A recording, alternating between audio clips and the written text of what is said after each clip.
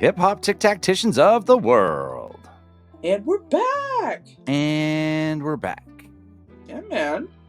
Another interesting weekend of music, right? Yeah, it was. I was very pleasantly surprised. Not surprised, but just like I was really happy with how things went on Saturday. Okay. Do Yeah. tell. So it was Harley G's birthday party Okay. combined with a fundraiser for someone who has cancer. Wow. Which was originally booked for Club 222 in Oshawa, which I've done a few things at and really enjoyed. Okay. But that sold out in, I think they said 38 hours or something. Wow. So they had to move it upstairs to the big room, which holds 1,400. Wow. And I believe 1,200 tickets were sold for that. Wow. And I don't know if everybody came to that portion because it also got you into an after party. Oh. Which I didn't go to. I decided that at my age, there's nothing good that can happen for me at an after party. Other than going to my bed? I don't know. Well, do the math, okay? There's a few things that you can benefit from at an after party. What? Like business or financial or career opportunities. How many people are going for that though? Oh, but that's one reason, right? Like, you know, like if all the other artists, you know how if all the people that are within those circles that you're networking with, like it doesn't have to be at this one specifically, but any after party, right? There's some kind of business or whatever. There's sexual opportunities. Yes. Or drug opportunities. Those are those last drinking, two. Right? Those last two are the ones. I've already DJ'd the show, which is my style of DJing. Right. What business opportunity do I have there other than to talk to the club DJ, and I don't want to DJ there? Well, there you go. Okay. I'm not after any sexual opportunities, and I had nothing to drink whatsoever on Saturday at all. You can see in all the videos I have 2 Dr. Pepper bottles on stage. There's a couple reasons for that. You don't want to be sloppy up there for one thing, but also the bathroom is so far away from the stage. I'm sure there was a backstage one, but with that many people, you don't want to be taking bathroom breaks too much either. No. And there were no breaks between performances either.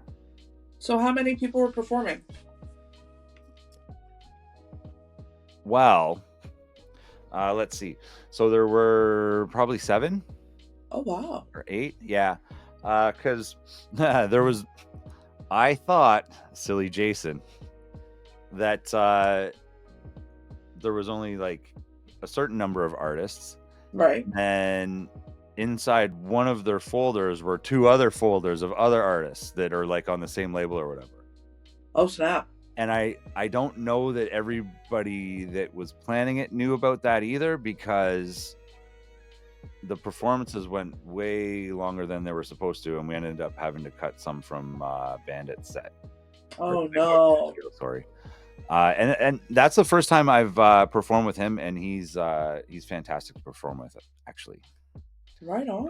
He's Pound Bang's brother, and I've DJ'd for Pound dozens and dozens of times, and we're very close, and it was amazing to finally meet his brother and perform with him as well, and Harley too. That was really good energy on stage. Yeah. Milestone hosted.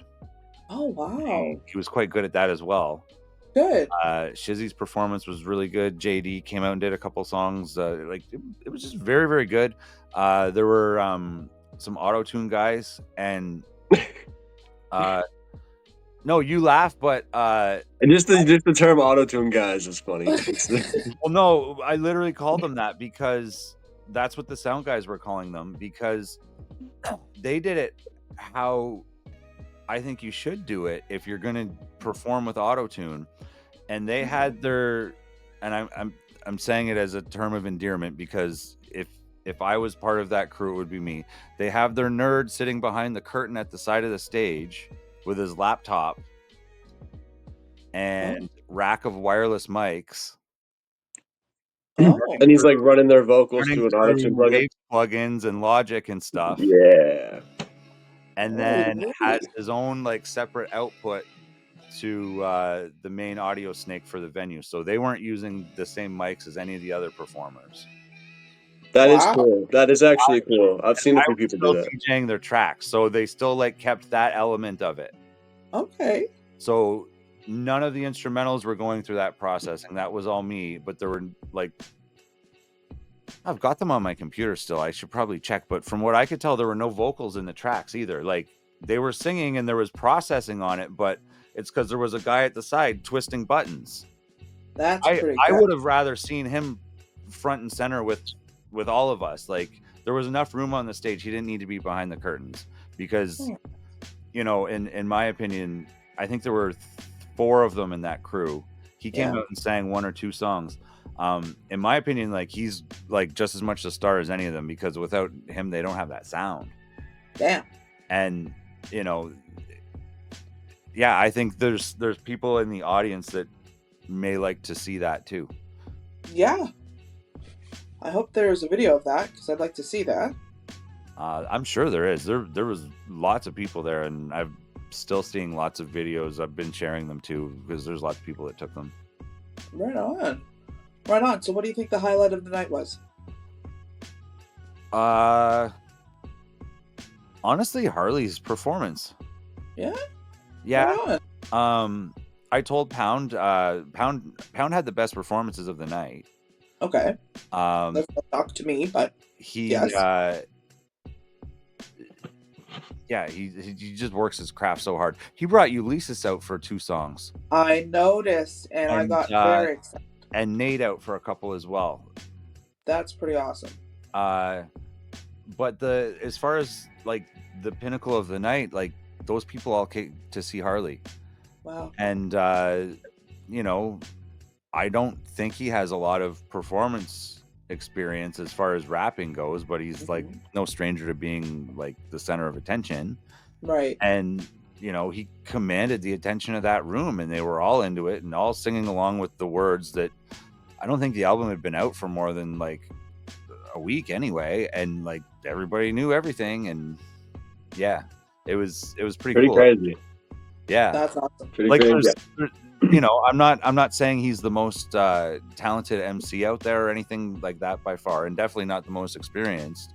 Right. But there's a charisma and sort of star power that goes along with being on stage, and like without question, he has buckets and buckets of that. Like, and there's also like there's something to be said about being from Oshawa and selling 1,200 concert tickets. Like that's kind of a huge deal.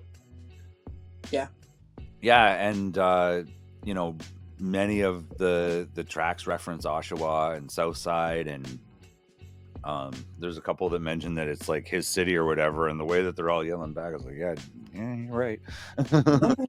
Yeah, the energy with that was pretty awesome. Right on. So it was a good night. That's awesome. Very happy to hear that. Yeah, Zach went to see a show too. Oh God, this is just the most hectic day of my life. Not of my life, but it was crazy. So I woke up, went to the studio in Toronto, got some stuff done there for a couple hours, and then drove. For reference, I live in Lindsay, so it's like an hour and maybe 45 minutes with really bad traffic to the studio, and then left Toronto to go to Ottawa. So, My God.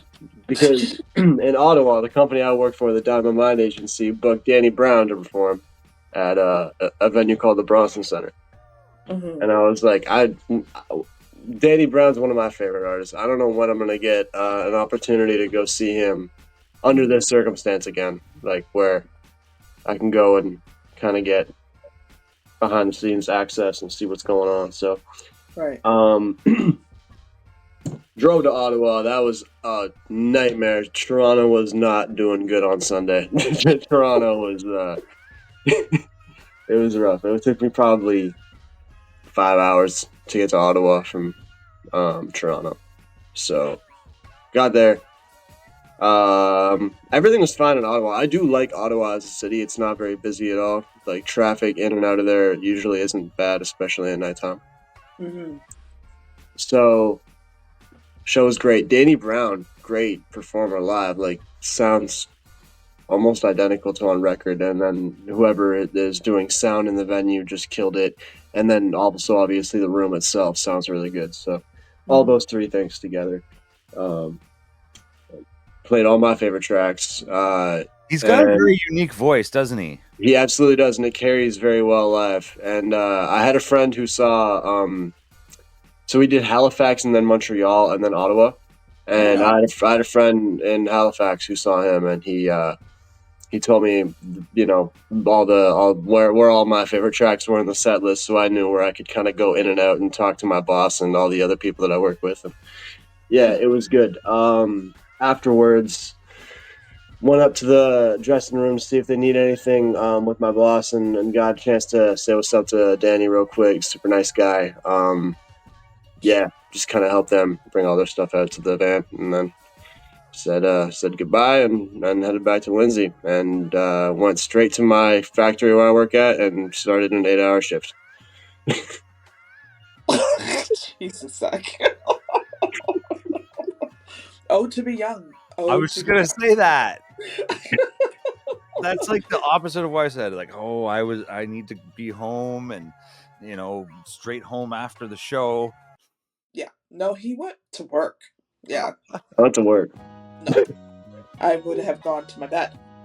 That's what I would have done. And nobody would have seen me for 2 days. So that's just me. Well, yeah, We you can guys still have... live vicariously through Zach. Yeah, we can. Yeah. When's the next show? Next show. I don't know when I'm going to next. I don't know what I'm going to next. I know. Actually, no. Tomorrow, I am going to work at. I'm managing the Sebastian Bach show in Peterborough tomorrow. I almost forgot about that. Oh, Stop it! That's so that's at cool. is that at the Mem Center? No, that's a venue. Oh, is it dope? So Yeah. you'll be working with Tony. Wait, sorry. You'll be working with Tony. Yes. And I think I'm just doing door. I'm just doing door for that one. I don't have to do much. So, yeah. That's That's awesome. pretty cool. I'm excited about that. After that, I don't know. After that, it's kind of up in the air. But I've been in talks with my boss about kind of. I mean, he has me managing individual shows for him here and there, and then also obviously like the tour earlier in the year. And I'm talking about starting to invest in some of the shows with him and kind of like getting involved in starting my own company, kind of, but doing it in a way that a little bit less risk free, or sorry, a little bit more risk free is what I meant to say. Okay. Just being able to work with someone who actually knows the business and the ins and outs of it. Be a good opportunity. It would be. It absolutely would be. And that's kind of like the direction where you want to go, right? Yeah, that's like ultimately my goal. I when I was in school, I kind of decided that the music industry is very vast and has a lot of different kind of like sub industries within it, and the touring industry is really the only one that I care for, on a level to where I could make a career out of it. You know what I mean? Yeah. Well, you got to experience that when you did the East Coast show, right? Absolutely. Awesome. Yeah, that run was a lot of fun, and there will be very many more. It's just that right now, like Diamond Mine is for this time of the year, it's a lot of one-off shows, and then usually like spring we start to book a lot of tours again, and then it's just because like late summer, fall, it becomes a really, really hectic, competitive time for touring. And then in the Right. winter, no one wants to tour Canada in the winter, so. Nope. Not at all. Right on, man. Yeah, I see that for you. I do. And you kill it, so keep that up, man. Thank you. Yeah. So I saw this article that came out today, and you know how What music did you see on the weekend? I didn't see any. You didn't see any on TV or on Nothing. Idol? Nothing. Wow. Nothing. Tell me about your article you saw. Okay, thank you. So you know how sometimes we talk about music and AI, right? Yeah. And how some artists, musicians are for it and some aren't. Mhm. Well, I know that there was a petition that was starting back in April. I think Billie Eilish signed it and Nicki Minaj signed it. Pretty much, okay, I'll give you a little bit of a breakdown of what this is all about. So, like, musicians like ABBA, Radiohead, and The Cure have joined other actors and authors in signing this protest letter against the mining of their artistry to build artificial intelligence tools. So I remember when I was working in the industry, like however many years ago, and the talk of this was starting, and everyone was starting to scream copyright, copyright. What the heck is Canada going to do? And Yeah. because they have to start to plan from now, because regardless of what we say, it's here. Yeah. It's not going anywhere.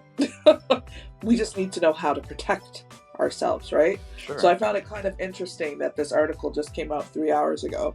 It's all over the internet right now. So thousands more are signing this particular petition, just saying that the latest public warning about AI tools that can spit out synthetic images, music, and writings after being trained on huge troves of human-made works. So they're saying the unlicensed use of creative works for training generative AI is a major unjust threat to the livelihoods of people behind those works and must not be permitted. So I find it interesting now that there's a lot, traction is starting to build a little bit more because nobody really knew exactly how AI was going to be used, right? Yeah, for sure. And now that we see how, like, I mean, look at our Facebook with their whatever that freaking AI thing is that's in there that pisses me off. Meta or whatever the hell it's called. I don't know what it's called, but I don't use it. Meta AI. I don't use it. I don't like it. I don't need anybody telling me what to do. No, I'm joking. It's still listening to you though. I know. It's probably when my phone shuts off on me sometimes. And my battery's full. It's mad at me. I know. Damn.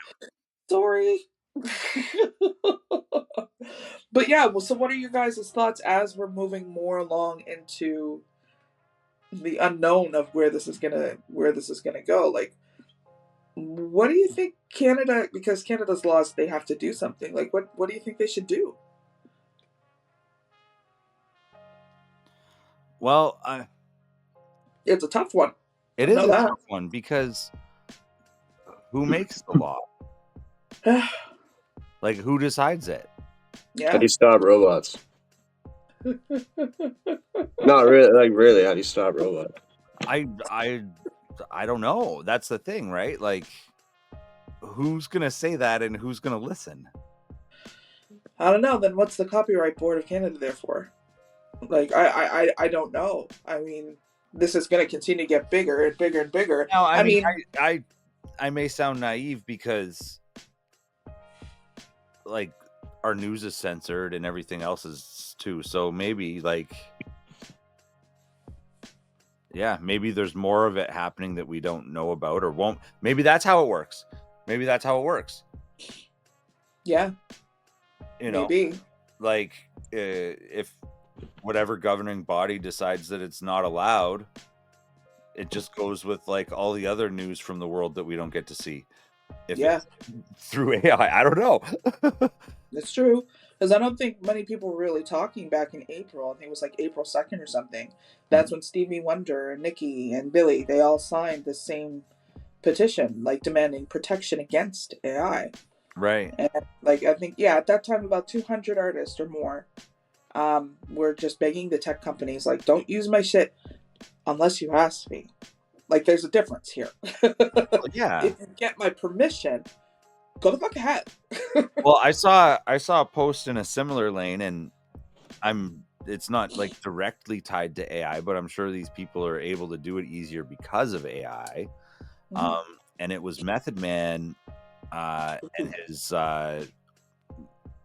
I guess being upset with the people that make those unauthorized remixes and put out videos, and get more views than the originals, and that's it. That blows my mind. I How don't could that get understand how more that views? can get more views than the original, though. Like, How? how can some like trash song or trash beat with a random Method Man and a random Tupac and a random DMX verse from different decades have more streams than like a Method Man song or a Tupac song or a DMX song that they pulled the verse from? That's what I don't understand. How is that happening? It blows my mind. Or are we just falling for the clickbait? Like, I don't know. I don't know. I heard Method Man on Drink Champs last week as well, and he was the only sober one. Oh.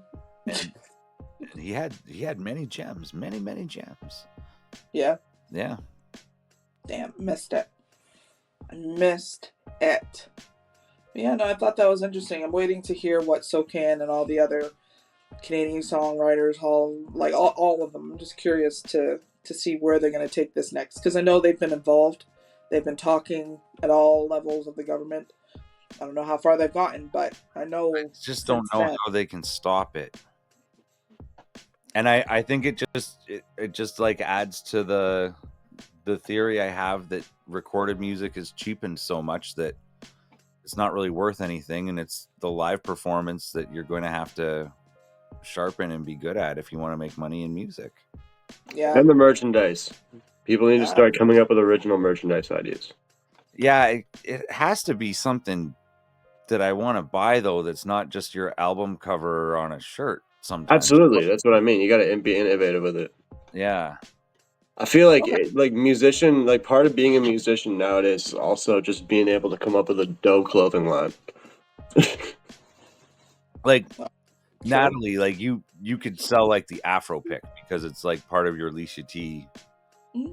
And Jack, like something with your hair too, honestly. Like your hair's kind of your trademark, you know what I mean? Or your hair, man. Like you could sell beard cream or some shit. I don't know. I'm gonna eventually collaborate with Garnier and have like my own conditioner. It's gonna be sick. There you go. Big dreams, baby. I love it. That's perfect. But you're right though on the merchandise part. You're definitely right. Absolutely. So did you see who got inducted in the latest round of the Rock and Roll Hall of Fame? Tribe Called Quest, baby. I was so happy. So I just listened today. Is it any secret I listened to podcast? To Juan Ep live from the ceremony. Yeah. They were in a room with Q-Tip, Fife's dad, Questlove, Dave Chappelle, and Talib Kweli, and those were like the only people in that room. Wow. And they were there as like guests of the Roots. And interviewed all those people, and it was pretty awesome. Oh, that's so crazy. So crazy. It's but about time. Politics in that too are crazy too. Like, yeah. Questlove was saying that he has to trade votes with people and be strategic. So like if he's like, okay, I know I don't need to use like all my votes, I'll give like 4 to someone who wants Jay Giles band in so that they can use some to give. It's like, it's very political. That's disappointing, but I'm not surprised. At least he's upfront about it. At least he is. I'm happy he is, because let's be transparent, for fuck's sakes. I'm tired of all the foolery. Just stop. Just stop. I think Kool and the Gang just got in too. Cher. Yeah. Mary J. Blige. Ozzy. Ozzy Osbourne. There was an exec that got into. I forgot who it was though. An exec that got in. Yeah, some record exec. It's important. They obviously got voted in for a reason. Yeah, would love to know what that was, but sure. Oh, look, I Big mean, we Mama can't Thornton. pretend that any of these people would have what they have without major record companies. That's true. The And ones that actually did something for them. yeah, And not took from them. Yeah. you know, I don't know what era this person was from. Yeah, I'd be curious to find that out. Like, I'm sure Amit Erdogan and like Barry Gordy and like all those people are in. You know what I mean? Yeah. So someone like that. Oh boy. All right. So, what new music has come out that we could play tonight? The Mike Guts Effed Up remix. Yes. First and foremost, yes. But we'll put that on the episode that's airing previous to this and play it again this week.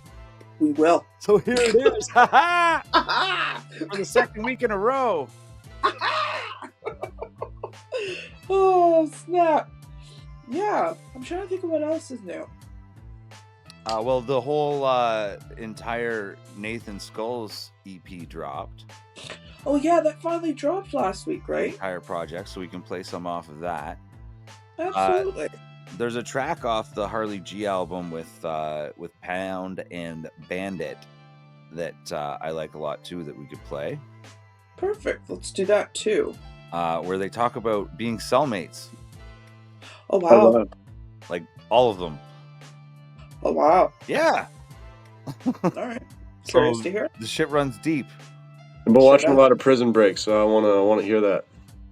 Well, it doesn't really go into details about that because I don't think they had any of them terms that would warrant a prison break. But you know, they all lived through it and had a chance to be on stage and perform it together. So that was pretty awesome for them. That's awesome. Oh, that's great. That's the song that I put the reel up for. That was that song. Oh, okay. I can't remember what it's called, but we'll play it. Good. God damn it! Yes, we will. Yes, we will. Well, man, I think we can get a good set list going for tonight then. Yeah, and I like mixing for the radio too. Yeah, and I think we like it too. The problem with these shows, I enjoy doing them. I also like mixing music, and quite often that part that I get to mix at is either the Doors when there's nobody there, which is fine. Yeah. But also during that time is when everyone wants to change shit around. Mm-hmm. So I'm more often playing full songs and like rushing back to the computer to make sure the next song plays and there's no dead air than doing any, you know what I mean? Yeah. I get you. But I know our listeners like it when you do your mixes. Because it's not the show without it. Well, I like it too, so I'll do some of that. Right on. Cool, man. Cool. Boom. Cool. I'm looking forward to it. I think we should have some good guests coming up soon in the next couple of weeks. We're not going to drop any names because, well, we're just not going to drop any names. Don't jinx it. That's why I'm not going to drop any names. But I'll drop some hints though. Pardon? I'll drop some hints though. Okay. After the show on Saturday, I was speaking with a gentleman from Florida. Yeah. Now lives in this area and is, in my opinion, one of the best MCs doing it right now on like our local scene, as well as the battle circuit. Really? And he's in Ghidorah. Those are all the clues I'm going to give. Do you know Zach? I have no idea. It's Ulysses, but Ulysses. Yes, that makes sense. Okay, thank you. When I was like Florida, I'm like, who the hell is moving from Florida and going where? Mike Guts' manager said he wants to come back on too. Really? Yeah. Right on. Come on down. Come on down. I want to get Imperative on our show. He makes good beats. Have He we does. spoken to him? I've spoken with him in person at a couple of events, but we haven't done this show ever. On the show. Okay. Yeah, we should You know reach what out. else would be cool is Alja. Yes, I have reached out to him about that before. Let's try and make that come to life. Yes. And if you're listening and have any guests that you'd like to hear us speak to and play some of their music, why don't you tag them? Yeah. Do Hit it. us up. You won't Our do it. folks. You won't do it. They won't do it. They won't do it. They won't do it. Why? Because they're dumb. That's why. Our listeners are loyal but lazy. Very lazy. Stop it. We'll play the music that you like. What are you doing? It's so easy. It's so easy. Don't be foolish. Just send it. Just put the comment in. We're good. Do it. Do it. We're good. Rum and cola. Do it. Just do it. Do it. All right, DJ, you want to take us out for the night or what? I sure do. December 15th at the Phoenix, Mob Deep and Duck Down Productions, brought to you by Supreme Gene Sound System. Have a good week, everybody. Peace. Have a good week, everyone. Stay blessed. Peace.